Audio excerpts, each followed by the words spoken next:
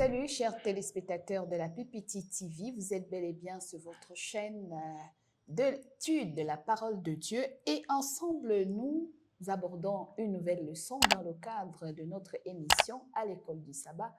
À l'école du sabbat, c'est l'étude de la parole de Dieu à travers un guide moniteur trimestriel et c'est le premier trimestre de l'an 2025 que nous cheminons ensemble depuis pratiquement 10 semaines, puisque nous sommes parvenus à la 10e semaine et la leçon de cette semaine a pour titre « Protocole d'engagement ». Qu'est-ce qu'un protocole d'engagement? Nous restons dans le sillage de l'étude, de la suite de l'étude de la semaine dernière qui nous a présenté le conflit cosmique. Et pour en parler aujourd'hui, nous avons encore une fois de plus nos deux panélistes, le frère Janvier, bonjour. Bonjour, madame. Et bienvenue une fois de plus à ce programme. Merci, merci. Et puis tout juste à ma droite, l'ancien et le frère Laurence. Bonjour, ancien. Bonjour, madame. Nous allons introduire cette leçon avec la prière du frère Laurence. Prions le Seigneur. Notre Père, notre Dieu, une fois de plus, nous venons en ta présence en ce moment, le moment que tu t'es choisi pour que tes serviteurs nous puissions parler des choses saintes. Nous n'avons pas la capacité, mais seul ton esprit peut nous capaciter. Nous invitons la présence de ton Saint-Esprit pour que les paroles qui seront dites, ton Saint-Esprit puisse les accompagner. L'auditeur ou le téléspectateur qui devra ouvrir cet élément, que ton esprit puisse le convaincre à ce que nous vivons dans un monde où un conflit fait rage, mais que nous apprenions, nous tous, à nous rallier derrière celui qui a vaincu le monde, Jésus-Christ. Nous t'invitons pour que tu diriges du début à la fin, que tout se fasse sous ton regard, au nom de Jésus. Amen. Amen. Leçon 10, premier trimestre 2025, étude du grand thème, l'amour et la justice de Dieu. Leçon 10, protocole d'engagement. Nous sommes plongés au cœur d'une grande bataille qui oppose deux forces. Nous l'avions apprise la semaine dernière dans le cadre de la leçon 9, le grand conflit. Et c'est au cœur de ces deux puissances qui s'opposent, le bien, le mal, Dieu, Christ, Satan de notre côté. Il y a l'homme qui est victime plus ou moins engagé dans cette bataille. Car grâce à son libre arbitre que Dieu a donné à toutes ses créatures, chacun des créatures de Dieu est libre de choisir, soit rester sous la coupole de Dieu, soit se détacher de la coupole de Dieu. Mais ce que nous allons davantage étudier aujourd'hui, c'est de comprendre jusqu'où les limites des deux camps dans cette grande bataille. Comment Dieu peut-il donner à Satan en même temps la possibilité d'agir sur les autres créatures? Quelles sont les limites de Satan et quelles sont les limites que Dieu lui-même, tout en étant souverain, ne peut pas franchir dans l'action qu'il a donnée à ses créatures de mener, un peu aussi dans notre cœur, jusqu'où Dieu ne peut pas agir en nous-mêmes si nous-mêmes nous ne sommes pas prêts à le laisser agir. Donc, il y a des limites que Dieu également ne peut pas franchir et il y a des limites que Satan, ni nous-mêmes humainement, nous ne pouvons franchir. Et c'est pour cela que nous étudions le protocole d'engagement. Le verset des mémoires de cette leçon 10 nous dit « Celui qui pêche est du diable, car le diable pêche dès le commencement. Le Fils de Dieu apparut afin de détruire les œuvres du diable. » Comment Jésus peut-il parvenir à détruire les œuvres du diable? Commençons par cette première question. Frère Laurence, un grand conflit, deux puissances avec des acteurs différents. C'est quoi ce protocole d'engagement que chacun ne peut franchir? Justement, ce conflit qui a éclaté entre un créateur et sa créature, entre Dieu et l'archange Lucifer, qui plus tard la Bible le décrit comme Satan, Pas l'archange, le chérubin. le chérubin, voilà, Il était chérubin le chérubin protecteur. protecteur, qui plus tard la Bible désigne comme Satan, le diable. Ce conflit qui a pour terrain l'homme, ce conflit pour lequel Pour la partie terrestre du conflit. Pour la partie terrestre du conflit, le terrain, il a la souveraineté ou l'allégeance, la bataille, c'est autour de l'homme. Les limites, nous savons que ce conflit, c'est autour du caractère de Dieu. C'est autour du caractère de Dieu qui a été sapé. Le diable, même dans la cour céleste, a convaincu les anges que le gouvernement de Dieu, c'est un gouvernement de tyrannie. Que lui se préparait à leur préparer un gouvernement de liberté générale. Où chacun peut faire ce qu'il veut, sans rendre compte à personne. Cette façon-là de toujours dire Saint, Saint, Saint, le diable a prouvé aux anges que non, on en a marre, je peux vous offrir mieux. Mais c'est à l'issue de cela qu'il est devenu le diable, le perdant.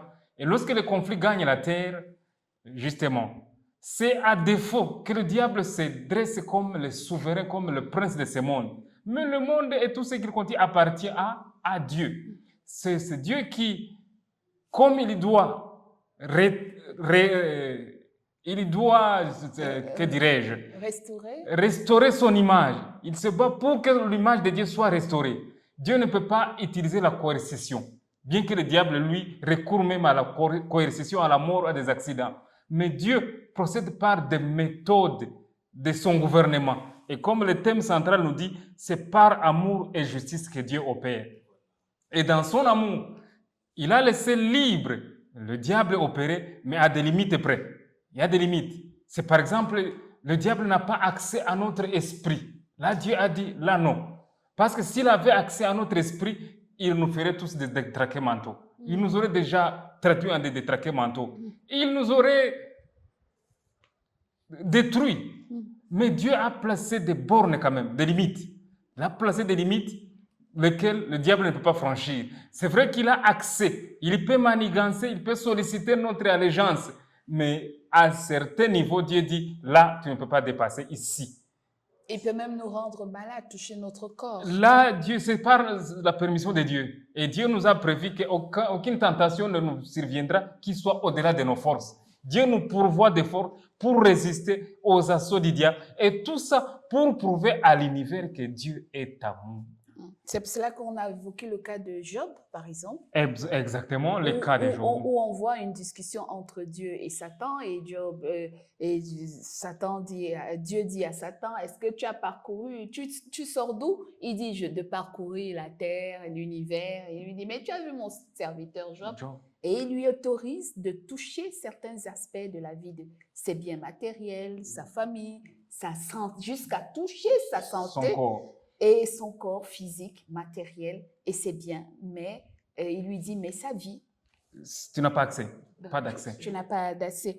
Alors, pour nous, qu'est-ce que cela devrait nous enseigner sur la personne, puisqu'on nous dit que le conflit, ce n'est pas sur la puissance en tant que telle, puissance physique, armée, mais c'est sur le caractère. Comment cela, que Dieu crée un humain qui se révolte, mais il lui donne encore des limites, mais il lui permet quand même d'aller au bout de certains de ses plans, de ses mauvais plans.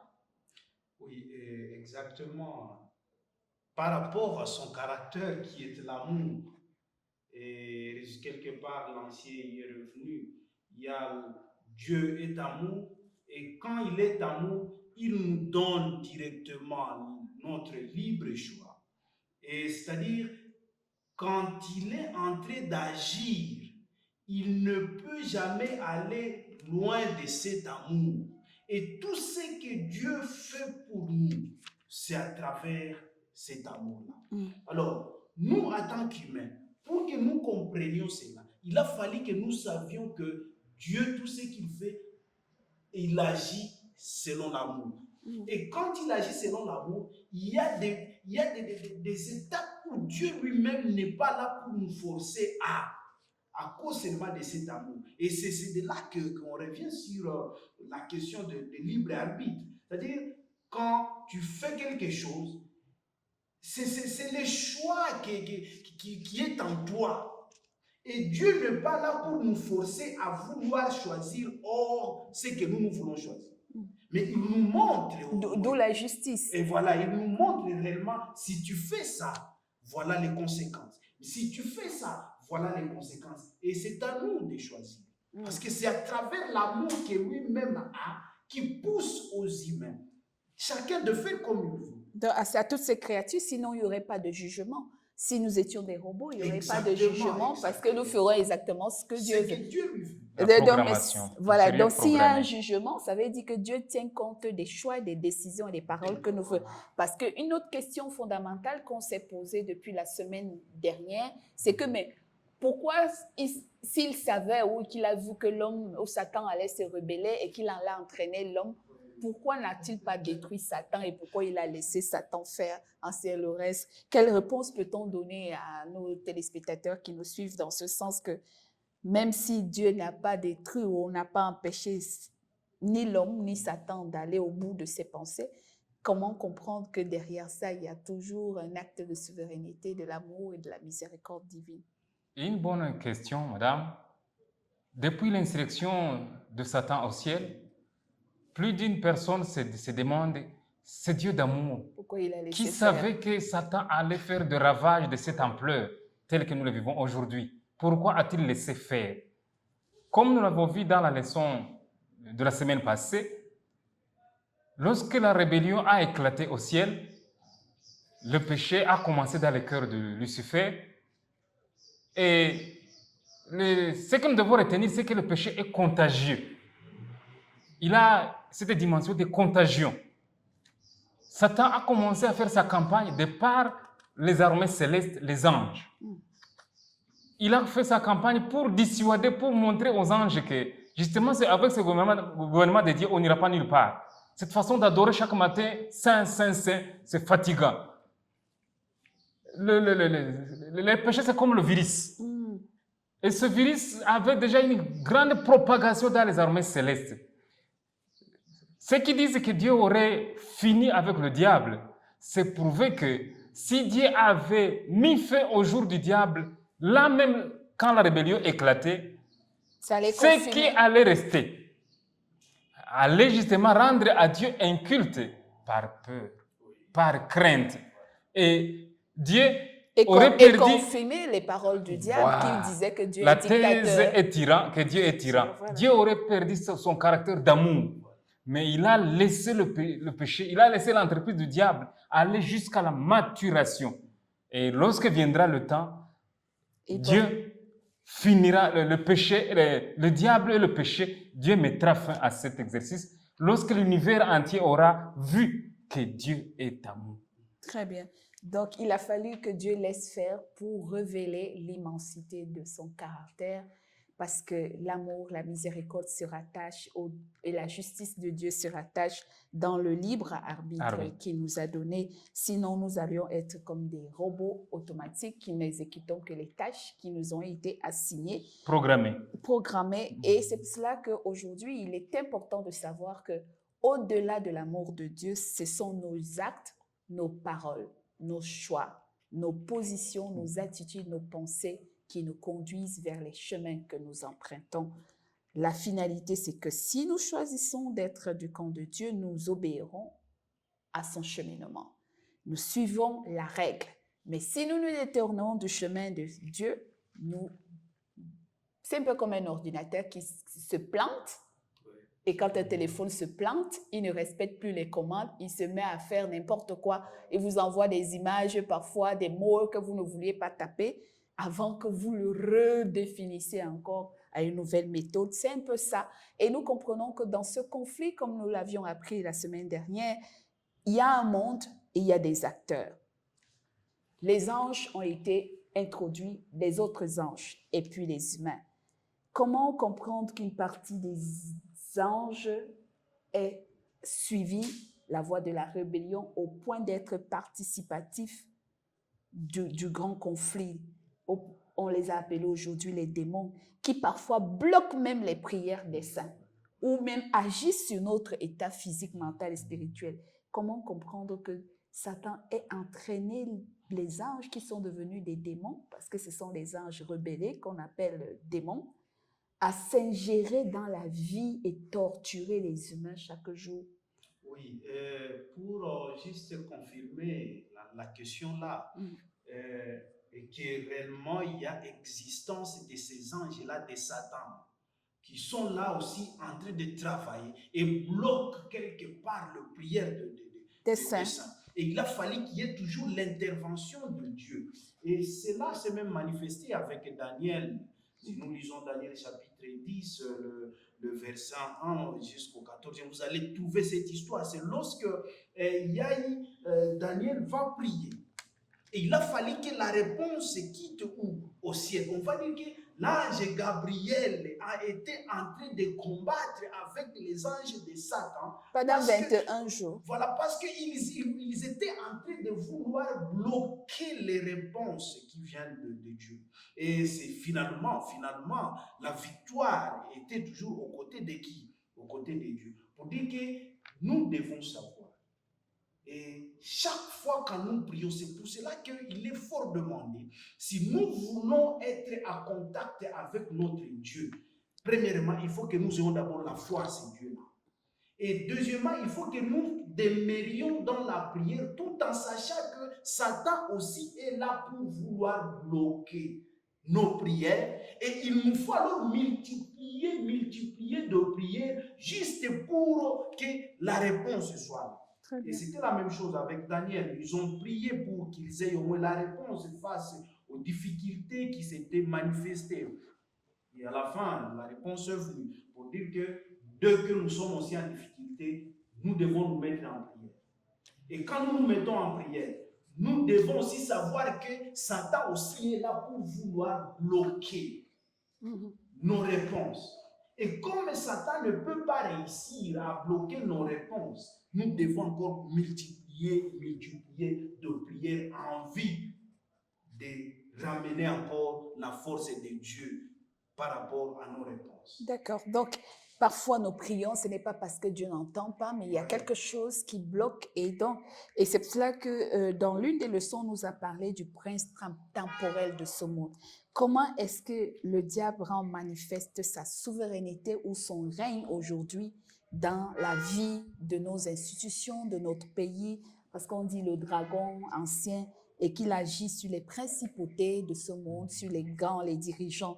Comment est-ce que son influence se fait ressentir dans les actes des hommes aujourd'hui sur la terre?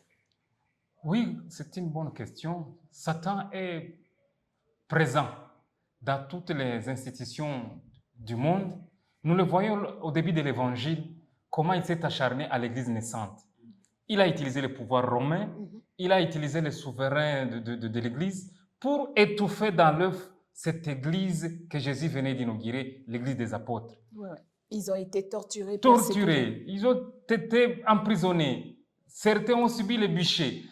Dans tout le Moyen-Âge, le diable était à la traque de cette Église. Mais même aujourd'hui, il n'a pas hissé les bras. Si bien qu'il s'est insinué aujourd'hui, il n'est plus encore en train d'allumer les bûchers. Mais il est entré avec les masses dans les églises. Et aujourd'hui, il n'a pas peur qu'on soit enregistré comme membre d'église. Ça ne le frustre pas. Mais du temps où il y a encore le cœur des gens, Satan est à l'aise. C'est la raison pour laquelle aujourd'hui, il menace notre humanité avec la drogue. Il est au terrain avec la pornographie, les suicides, les viols, les guerres, les musiques démoniaques. Tout ça sont ces attaques pour qu'il puisse avoir le contrôle des esprits. La magie, la sorcellerie, c'est autant d'ingrédients qu'il utilise, mais aussi il est derrière les grands dirigeants de ce monde. Très bien. Pour qu'ils puissent avoir des plans qui vont à l'encontre de la volonté de Dieu. C'est-à-dire, on veut la paix, les gens parlent de la paix des lèvres, mais par derrière, ils financent, ils soutiennent les guerres à travers la vente des armes, les financements. Les entreprises, justement, les sociétés des armes sont toujours en ébullition. Ils produisent en grande demande. Donc, le diable est derrière toutes nos institutions. Mais il nous appartient à nous de savoir que nous sommes dans un engrenage, mais qui va vers le bout du tunnel. Bientôt, là, le maître va s'élever. Job avait dit, mon Rédempteur est vivant. et je sais qu'il s'élèvera le dernier.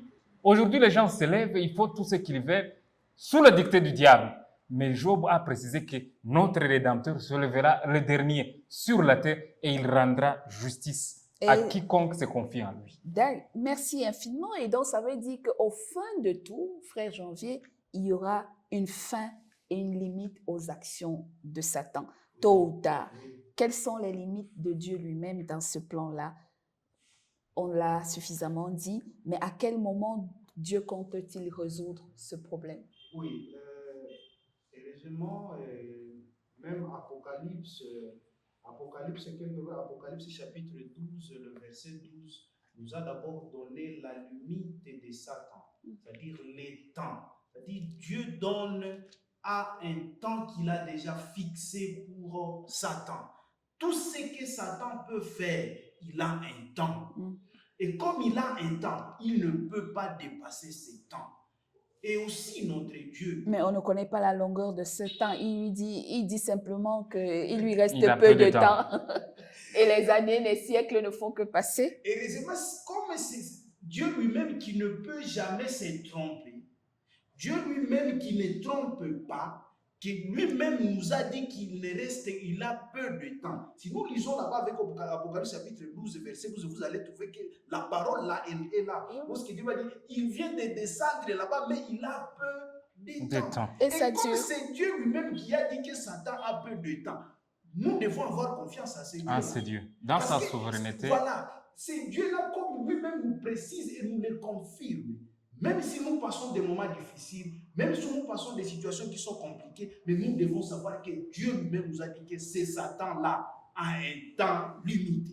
Mais Dieu, lui, n'est pas limité dans son action. Dieu n'a jamais été limité. Mais il est limité lorsqu'il y a ce que nous appelons notre choix, notre libre choix. Dieu est limité là-bas. Il ne peut jamais dépasser notre choix. il ne viole pas Et il ne peut pas violer les commandements de son gouvernement, l'amour. Pour dire que notre Dieu a limité le temps de Satan. Et notre Dieu aussi a des limites parce qu'il nous a accordé le libre choix qu'il ne peut jamais violer. C'est à nous de voir, est-ce que j'ai choisi le côté de Dieu? Est-ce que réellement j'ai compris que c'est Dieu-là, comme Satan disait que Dieu c'est un gouvernement de tyrannie? Est-ce que réellement le gouvernement de Dieu est tyrannique? Ou soit c'est Satan qui est menteur, ou soit tu dis que non. Si tu dis que c'est Satan qui est menteur, donc là tu as rejeté Satan. Mais si tu dis que c'est Dieu peut-être qui a trompé, ok, c'est la preuve que tu as rejeté notre Dieu. C'est ça la limite de notre Dieu. Notre Dieu est limité seulement par notre choix, notre libre choix qu'il nous a accordé. Et c'est à nous, en tant que chrétiens, nous qui connaissions bien cet amour de notre Dieu, nous devons choisir les côtés de Dieu, tout en sachant que même si je passe des moments difficiles, comprenez que c'est pour un petit temps.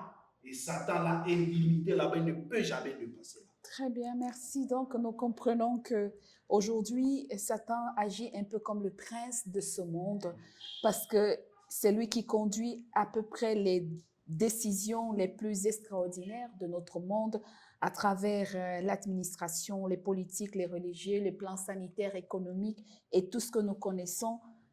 Et pourtant, nous disons craindre Dieu, nous prononçons le nom de Dieu, nous allons dans les églises, les synagogues, les mosquées chaque jour et chaque semaine, mais curieusement, le mal domine, la violence, l'orgueil, la cupidité, le crime ne cesse de croître. Pour nous donc, se dire que oui, Dieu a dit qu'il aura un temps où il mettra fin au règne de Satan. Quel est le message d'espoir pour finir, pour nous qui croyons en Dieu, pour ne pas désespérer devant un monde en chaos et pris au piège de la ruse et de la séduction de Satan? Quel message d'espoir pour nos téléspectateurs? Le message d'espoir, c'est que nous tenions en compte que le monde a été créé par Dieu. L'usurpateur s'est introduit. Et pour en finir avec son œuvre d'usurpation, Dieu a donné le temps.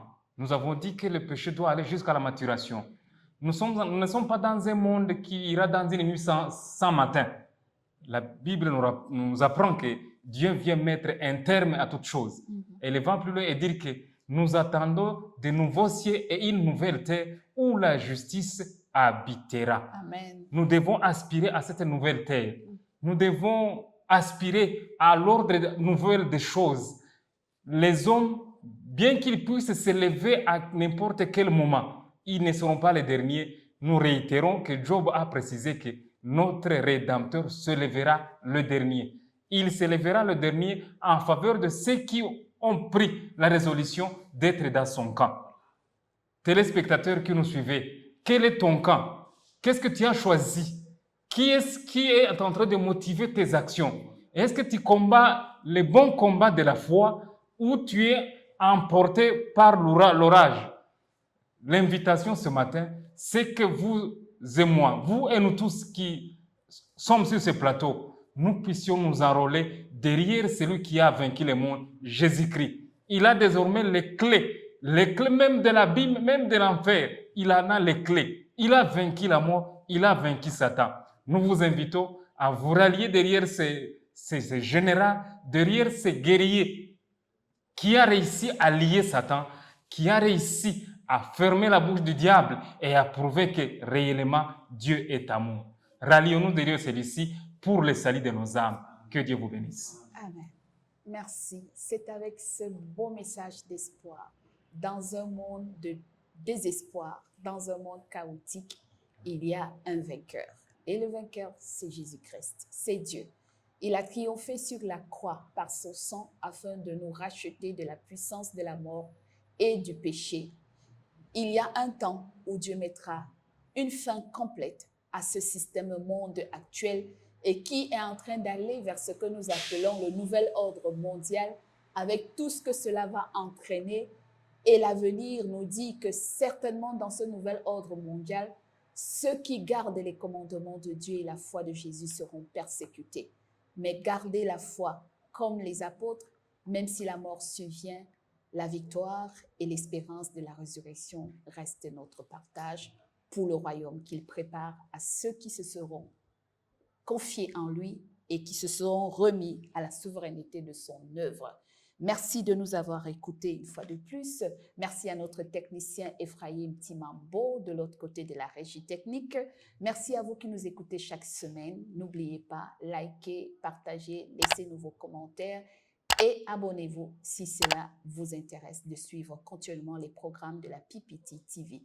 Nous allons prier pour nous dire au revoir.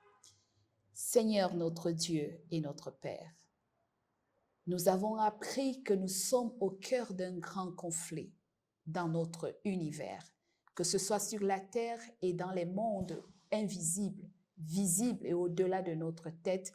Et nous sommes partie prenante de ce conflit. Tu nous as donné le libre arbitre afin qu'il nous dispose de faire le choix. Et tu ne nous forces pas à faire ce choix. Il appartient à chacun de nous de manière individuelle. Amen. Alors que nous sommes limités dans le temps, dans l'espace et dans l'air, Père éternel, viens apprendre par la puissance de ton Saint-Esprit à renouveler notre relation avec toi au nom de Jésus-Christ. Amen. Amen. Merci, au revoir et à la semaine prochaine, s'il plaît à Dieu.